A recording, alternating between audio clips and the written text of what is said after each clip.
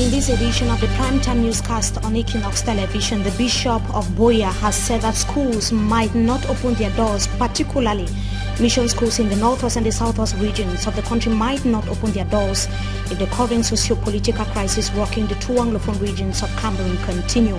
We'll tell you more on that in this edition of the news. Also ahead, we'll tell you about houses that were set ablaze in the early hours of this morning in Bonge subdivision, Meme of the southwest region of Cameroon.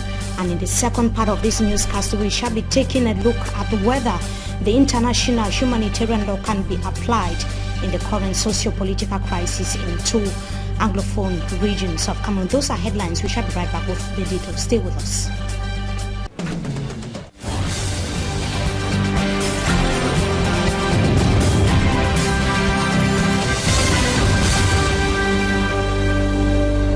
Good evening to you, televiewers. We thank you so much for joining us in this edition of the Primetime Newscast on Equinoxe Television. We equally welcome you back from the weekend. We begin right away in the southwest region of the country, where the Bishop of the Boya Diocese has painted a negative picture and balance sheet of schools being run by Catholic Church in the two Anglophone regions of the country.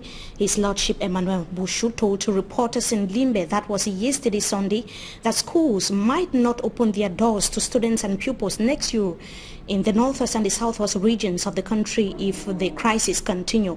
David Maimo reports that many schools have not been operational for several months now as a result of the tension. Details in this report. Negative effect and consequences of the Anglophone crisis for close to 2 years are very devastating, with the much talk about dialogue still very far-fetched. The economic activities of the northwest and southwest region progressively declining, with the burning and destruction of vehicles, houses, properties, not leaving out the loss of human lives. One of the sectors most hit is the church, with its schools on the bridge of shutting down next academic year. These and many more are some of the reasons behind the call of Bishop Emmanuel Bushu of the Boya Diocese in a 5-day pastoral visit to Limbe. So every year we are taking school fees that are paid, and we pay teachers with that, we run the administration and everything, the children feed from that and so on. So when there are few children and not all of them are paying the schools, we cannot tell teachers that we pay them salaries when there's no money. Those things are collapsing because the source, which is the school fees, is not there. And so if it's not there, we just simply beg them that we pay them a fraction only, hoping that good days will come if the crisis go off. If the crisis are off, we know that the parents will send the children back to school. Speaking to the press, Bishop Emmanuel Bushu say prayer is the only hope in solving and putting an end to the Anglophone crisis. We've written lots of things about education. We wrote a whole long memorandum to the president to say, here are some of the problems of this side of the country, so not much is changing. So that's why we resorted to prayers, and in the Catholic Church, having adoration of the Blessed Sacrament, which is Christ, who has all the powers to change anything within the wink of an eye. That's why we are praying. The Bishop's 5-day pastoral visit was very rich, not just empowering the Christians spiritually, but equally strengthening the various arms and administration of the Roman Catholic institutes in Limbe. And we have information from the southwest region of Cameroon that a Sheriff Bailiff of Limbe, that is called Barrister Makia Thomas Eni, has been kidnapped in that part of the country. He was on his way to Limbe from Kumba in the southwest region of Cameroon. We hear that he was picked up in Moyoka, that is in Fako division of the southwest region of Cameroon. We, of course, will be telling you more on that in our subsequent newscast. Meantime, Foi Bakundu, that is a village in Bonge subdivision of Meme southwest region, still since the early hours of this morning was in flames. Several houses was set ablaze, and it should be noted that local inhabitants who were seeking refuge in bushes had to return to the village to save their properties and equally prevent other houses from being set ablaze. The incident is just one of the chaotic scenes of violence and brutality recorded in the two Anglophone regions of the country last weekend. It should be noted that on Saturday night, breaking Sunday video of at least 5 officers torturing and equally brutalizing a suspected Ambazonian general left many in shock within and out of the national territory. The exact identity of the purported leader is yet to be known, but according to some sources, it took place in Konle locality in Manfe, Manu division of the southwest region of Cameroon. It was taking place at the time when the new commander of the 21st Motorized Infantry Brigade was being told by Cameroon's Defense Minister Joseph Betia Somo to make sure that the law in force be respected by security forces in the Anglophone parts of Cameroon. Now, Monday was a special day here in the country's economic capital, Douala, with public and private companies raising the national colors of Cameroon and chanting the national anthem. An exercise that was coordinated by the governor of the littoral region, Samuel Dedoneva-Adebois. The exercise to last till Monday, that is, or to the 20th of May, the National Day celebration in the country seeks to foster national unity and the concept of living together. Innocent Azet tells us more in this report.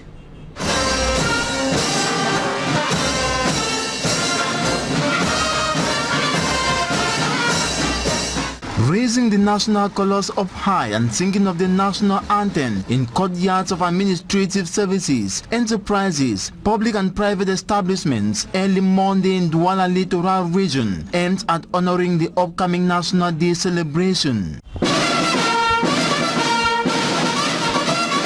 Main reason for this exercise is to foster unity and living together in the fatherland. The ceremony was coordinated by Littoral Governor Samuel Dedoneva-Adebois. This morning we are just showing how we have to respect our states. We are all bound today to remember all of Cameroonians that we are one nation, we are indivisible, and we have to work hand in hand. He stood tall in front of his Bonanza office with his collaborators and security forces, dishing out respect to the national emblem.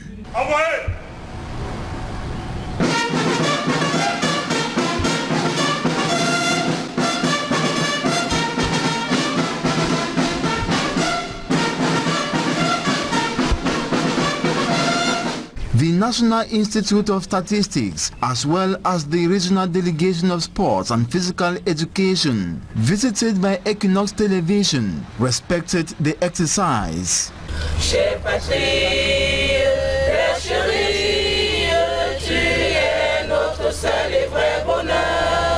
Same at the office of the Senior Divisional Officer for the Wuri Division.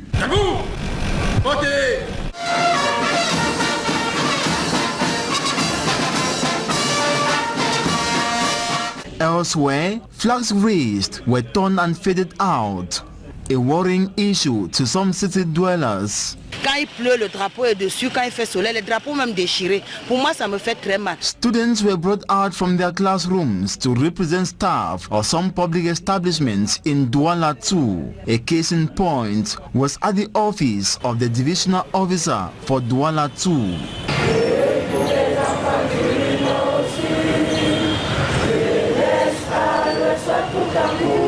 C'est pour cela que nous avons fait aujourd'hui, en mémoire de tous ceux qui sont morts pour le combat pour l'unité et l'intégration nationale dans notre pays. In the Douala 3 subdivision, Mayor Job Theophile Kwapnang and his councillors mobilized for the ritual. They were joined by some passers-by. Nous sommes unis sous ces couleurs-là et qu'au moment où on lève ces couleurs, que tout le monde le respecte. Some of the passers-by were moved by the exercise. Non, la levée de couleur pour moi c'est un temps très fort. Ça m'a donné un sentiment de fierté. Je suis très fier. Governor Samuel Dedoneva-Adebois reiterated that the raising of the flag and chanting of the national anthem be observed daily with seriousness till May 20, National Unity Day.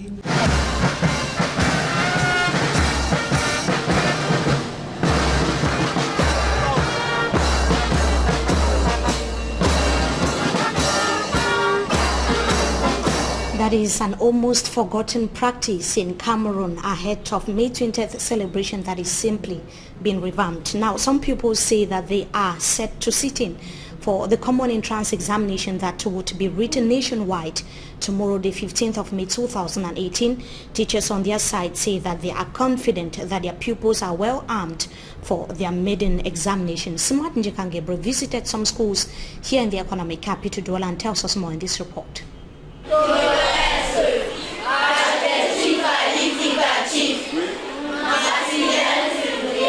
It will be their first ever public exams they will be sitting for the 2017-18 academic year. Pupils nationwide will be writing the common entrance examination Tuesday. I am preparing the common entrance to master my formulas.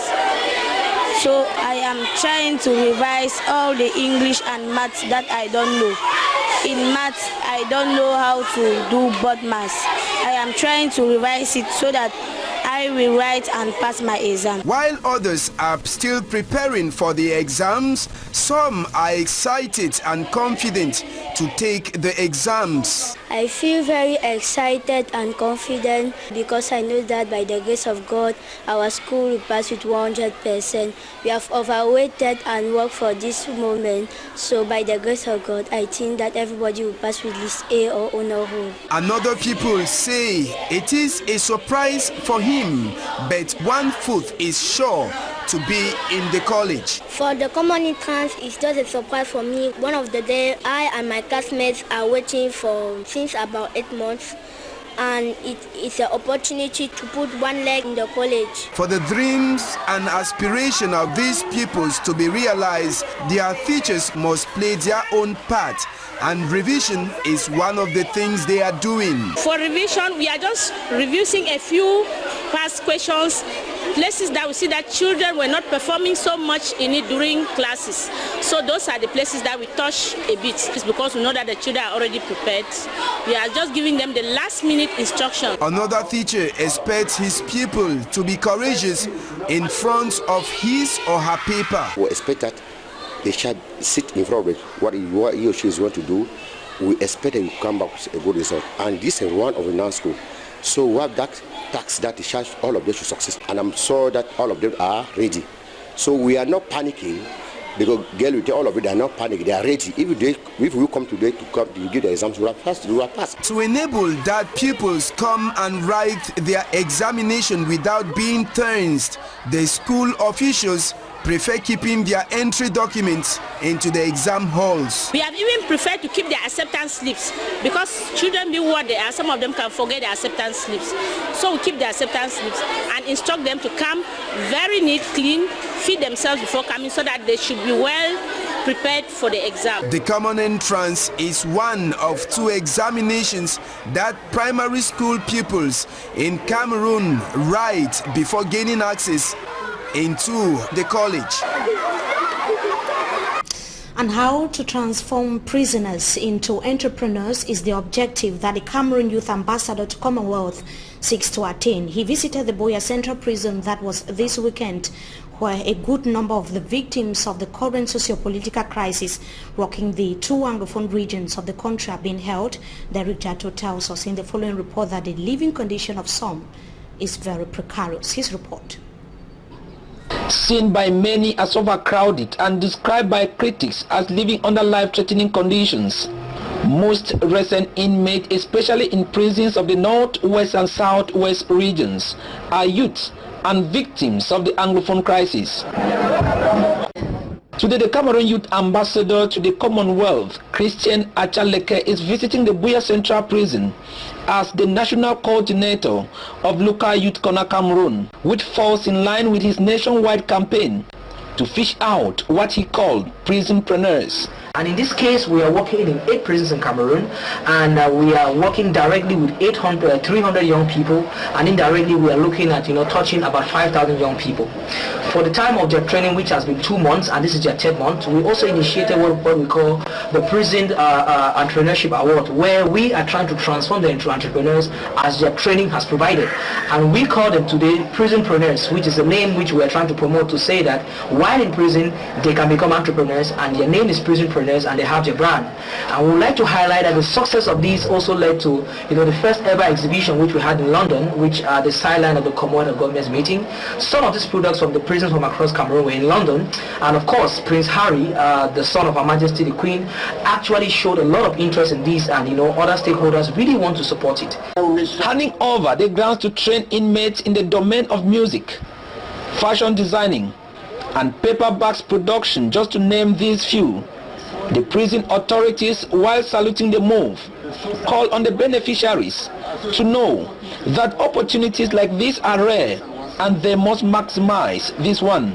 To promote literacy, textbooks were equally donated to the Buea Central Prison Library.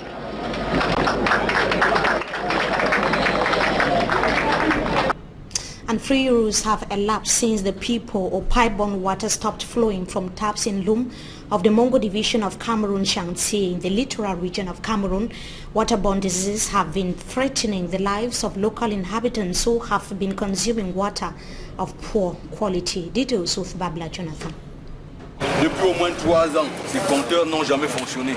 These pipe-borne water supply meters have not been functioning and the taps have been running dry for the past 3 years. Depuis au moins 3 ans, l'eau de la Snake n'a plus jamais coulé dans ce village. Inhabitants of 99 neighborhood in Lum Shanxi in the Mongo division have been suffering because of this problem affecting several parts of Cameroon.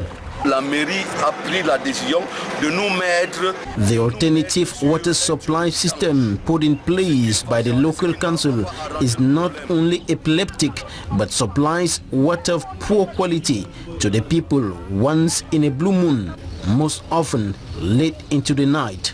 L'eau de quelle qualité? On puise avec de la boue. They have been consuming water of bad quality, fetched from doubtful sources, far away from their homes. They are at the mercy of waterborne diseases afflicting them and their children. Nous vivons aussi avec des maladies, le palu tout le temps. Nous, on est à l'hôpital avec les enfants. Même jusqu'aujourd'hui, on continue à payer. In the meantime, they have continued paying bills served by the water production and distribution company.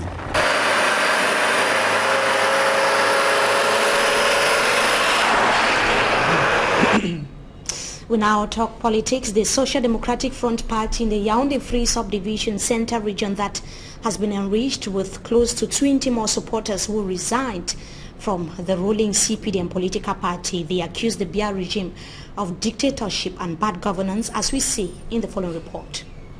There are close to 20 CPDM party supporters who decided to cross the carpet into the Social Democratic Front in the Yaoundé Free Subdivision. At the helm of the delegation is Joseph Onambele Mbazua, who cited 2 reasons as to why he and other party comrades decided to dump the CPDM party. Un natif d'Ahala Onambele. Il a fallu donc qu'aujourd'hui je prenne le taureau par les cornes. He says that throughout his stay in the Cameroon People's Democratic Movement for decades, dictatorship took center stage and favor was accorded only to a particular group of persons. Parce que la politique ici était réservée à une minorité ou alors à une catégorie de personnes. He added that his physical resemblance with the presidential candidate of the Social Democratic Front, Honorable Joshua Osei, is another motivating factor. C'est parce que génétiquement, par la force des choses, je ressemble à mon candidat que j'ai choisi. J'ai nommé Joshua Osei. According to the Social Democratic Front Center Regional Vice President, the party would for the first time impose itself in the political landscape of the region and map out strategies to gain more grounds during this electoral year. Pour la première fois, l'opposition s'installe dans ce quartier. And that brings us to the end of this first segment of the news. Time for us to meet our guest tonight. We shall be right back.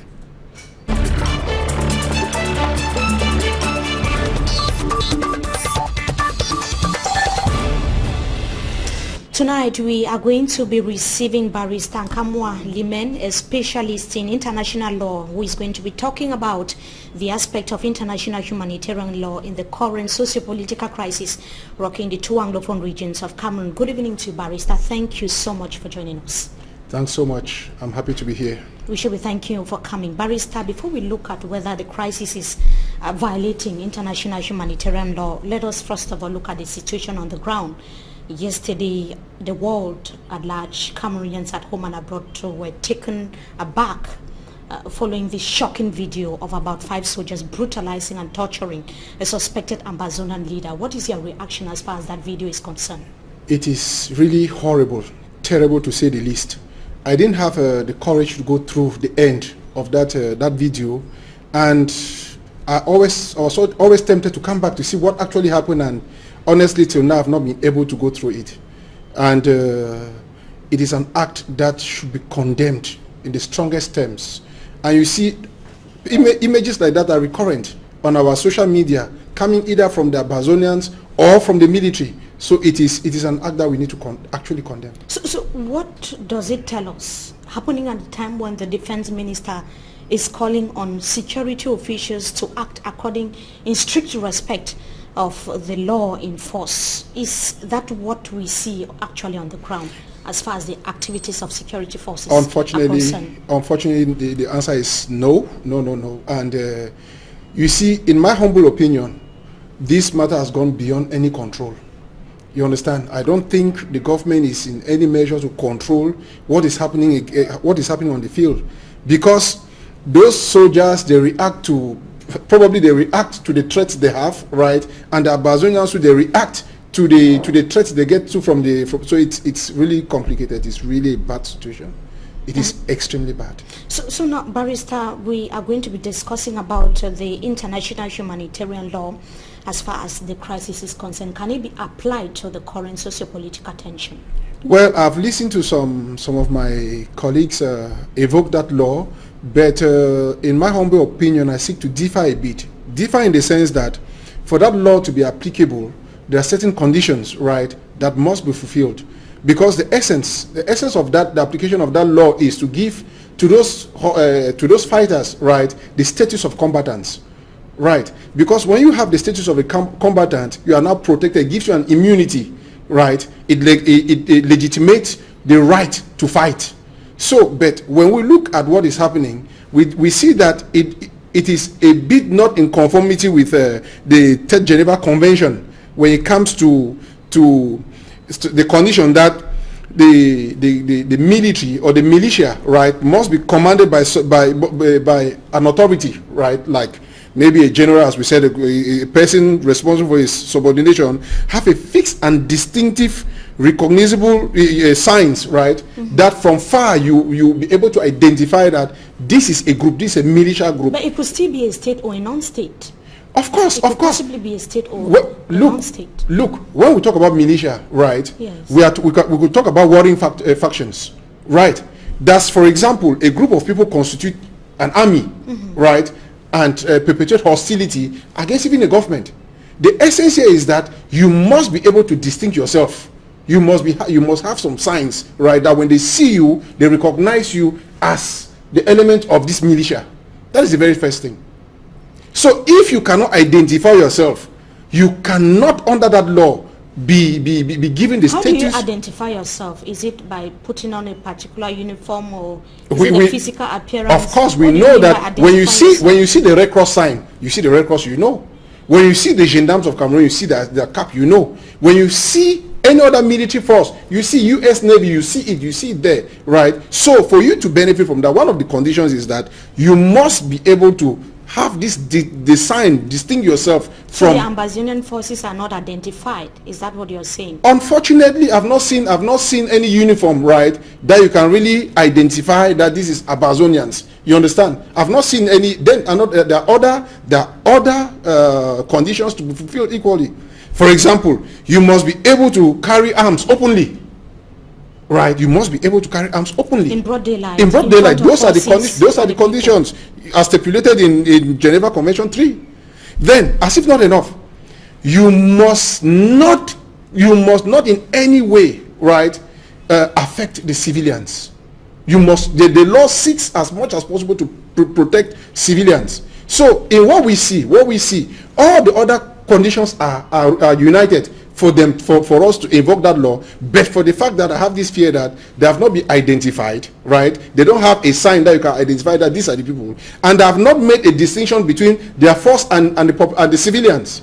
It becomes problematic. What about the situation where we have to apply the principle of self-defense? Okay. The people defending themselves from probably military brutality, like you were saying that it's been happening in the two Anglophone regions of Cameroon. You know, Mimi, when we talk about the law, right, we don't talk about sentiments. You understand? We are talking about a group already called Amazonians, military, right? Now, when it comes to self-defense is something else. That too is catered for in the convention, right? What does it say about self-defense? It says, in addition to the categories outlined in Geneva Convention, certain other categories of combatants are found in additional Protocol 1. It says, combatants also include persons engaged in armed conflict in which peoples are fighting against colonial domination and alien occupation and against racist regimes in the exercise of their right of self-determination. Do you understand? We have the aspect of self-determination there, but the people we are fighting against does not reflect our context. Do you understand? We are fighting Cameroonians. We are not fighting colonial forces coming to invade our country. Do you understand? My position instead is, instead of evoking international humanitarian law, right, to confer the status of a combatant, which gives immunity to the people, persons involved in hostility, we could invoke international human rights law. Because what we see, right, it's violation of that law. That the military, they burn houses, right? They are Amazonians. They destroy property. You understand? By the simple fact that they cannot openly launch a warfare. So to you, the international humanitarian law should not be applied at all. It will not be applied because as far as the Anglophone crisis is concerned. Yes, it will not confer violation of rights. Yes, it will not confer such a status to the Amazonians because of that. Do you understand? And so legally, what in essence what I'm saying is that if they wanted to benefit from that right, from the protection of that law, they should conform themselves. They should put themselves in conformity to the disposition of that law. But the question is, does it give you an immunity not to be prosecuted if you commit any action under that law? You should be telling us as a lawyer. Good. So it does not. When you are a combatant, right, you can still be prosecuted. You understand? But the difference is that you are not prosecuted with the national laws. You are prosecuted with international laws. You see? And therefore, the act committed during the war can constitute a war crime. And that's why you see that in Sierra Leone, right, the persons accused of under international humanitarian law were transferred to the International Criminal Tribunal to be judged. Because it does not mean that you cannot still be judged under that law. You can still be judged. And worst of it all, it gives a universal jurisdiction to any country to try. Which means that if we evoke that law, right, those who are found out of the country perpetrating this has to be prosecuted. You understand? This law gives the rights and the obligations.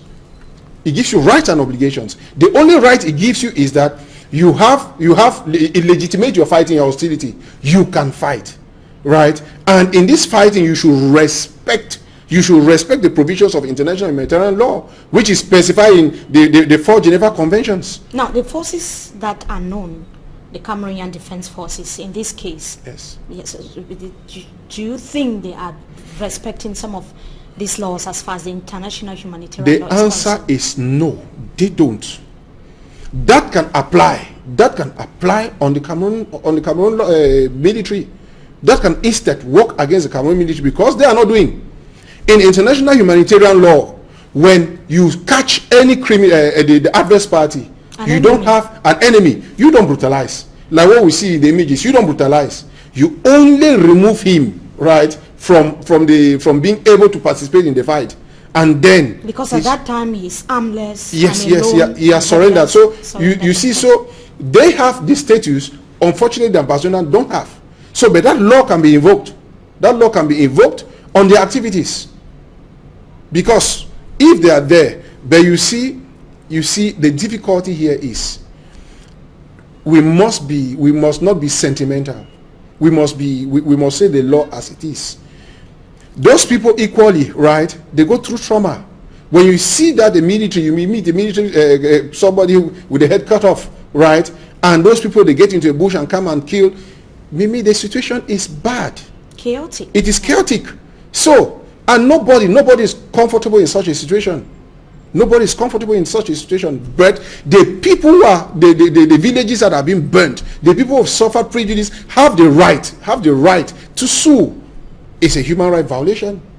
It is. And then they can equally evoke, right, that the right, the law of war has not been respected. They come into their houses, they burn their houses, they kill them, now they live in bushes. It's not correct.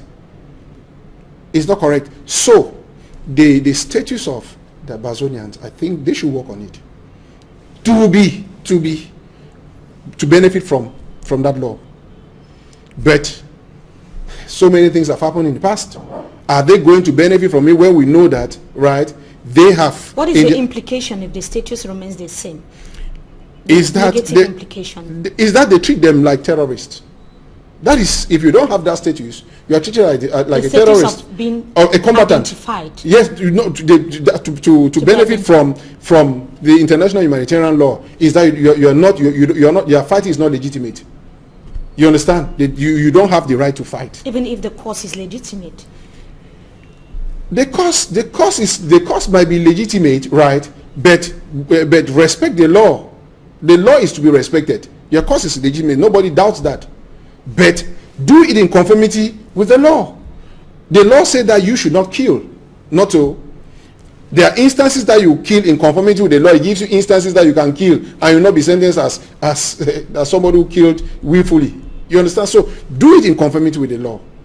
Was there an alternative way of reaching the same goals without exposing the civilians? My problem here is the civilians. The civilians that you hear, they kill every day, they burn their things every day. That is the problem. So who protects the civilians when the security forces are supposed to do that? Make sure that the civilians are protected, their homes are protected. That's why I say that the military and the Bazonians, all of them have violated. You understand? They have violated the human rights of those villagers. The military has not respected the law of war.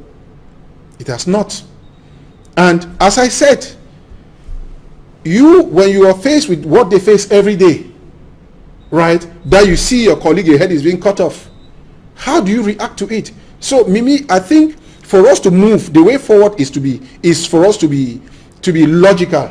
Is for us to say the things the way they are. How do you differentiate now between the pro-independence fighters and the security forces if violence has to be rewarded with violence? Good. And that is where we come back again to the fundamentals of international humanitarian law. Nobody can identify them. You can identify the government, but you cannot identify the other militia. The image you just spoke about circulating on the internet, you saw the young one they were beating. Was he dressed in any uniform?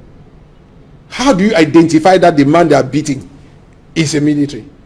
You cannot. So, if they had constituted themselves in a militia, in conformity with the provisions of this international humanitarian law, of course, their revendication, right?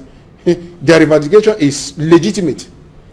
That of self-defense, self-determination, beg your pardon, which is a third generation human right.